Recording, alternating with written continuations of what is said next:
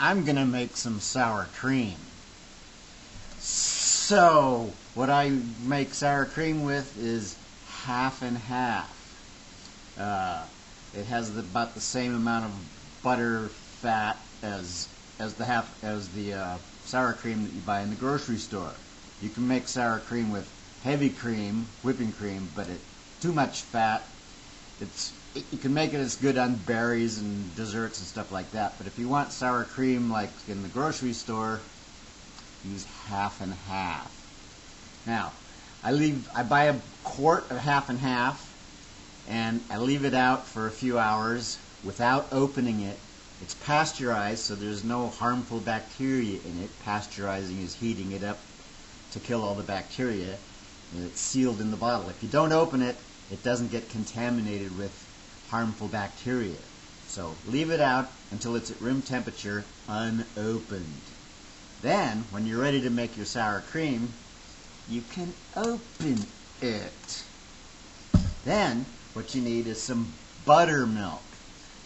Buttermilk has beneficial, good bacteria in it that we're going to inoculate the half and half with about a quarter cup to a half a cup. Don't have to be precise. Quarter cup, half cup of buttermilk to get the good bacteria into the half and half. Once the half and half is inoculated with the good bacteria keeps the bad bacteria away by making the half and half more acidic. The bad bacteria doesn't like acid, so the buttermilk will make the half and half more acidic and protect it from the bad bacteria. So what I'm going to do, and buttermilk, the bacteria in buttermilk loves room temperature. If you ever made yogurt, the bacteria in yogurt likes a higher temperature, like 100 degrees, 90 degrees, 100 degrees, around there. But the bacteria in buttermilk loves room temperature, so you don't have to worry so much about keeping it at the nice warm temperature. Just room temperature, nice and easy. So I take a jar big enough to hold the half and half, or a Tupperware, or some kind of vessel big enough to hold your quarterback of half and half. So I'm going to take my buttermilk and pour it into the jar, and then pour my half and half. Didn't open. Pour my half and half into the jar. Alright, so you've inoculated your half and half with the buttermilk and its lovely good bacteria. And then I just stir it a little bit to get the buttermilk and its good bacteria well mixed into the half and half.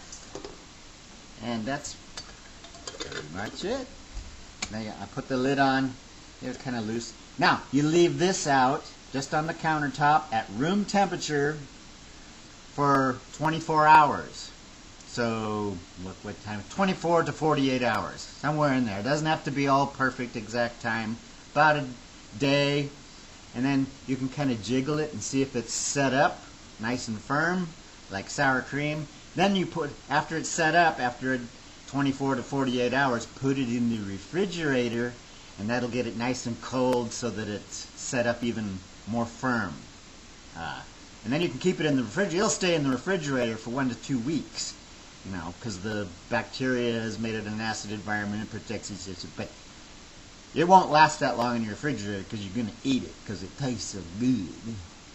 So we'll leave that set out room temperature for 24, 48 hours, then put it in the refrigerator, get it nice and cold, and it's ready to put on your potatoes or on your Mexican food, your enchiladas, or make dip out of it, or whatever you like to do with your sour cream. And after 24 to 48 hours, and then you put it in the refrigerator, it's going to look like this.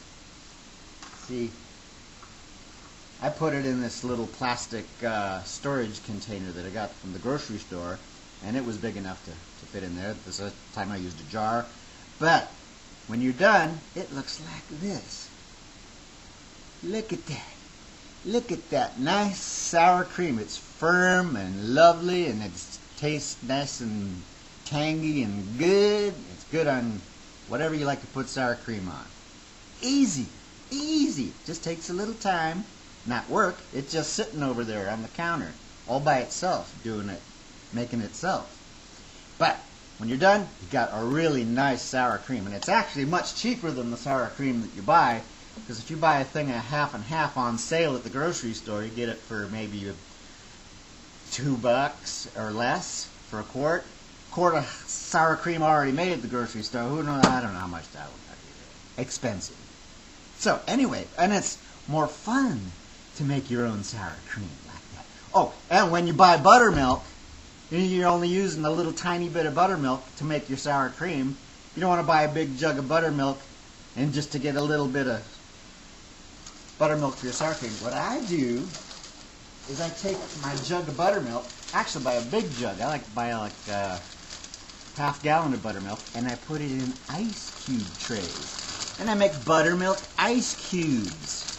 That way, you can just pull out 2 or 3 buttermilk ice cubes from your freezer whenever you want to make your sour cream. And there you go.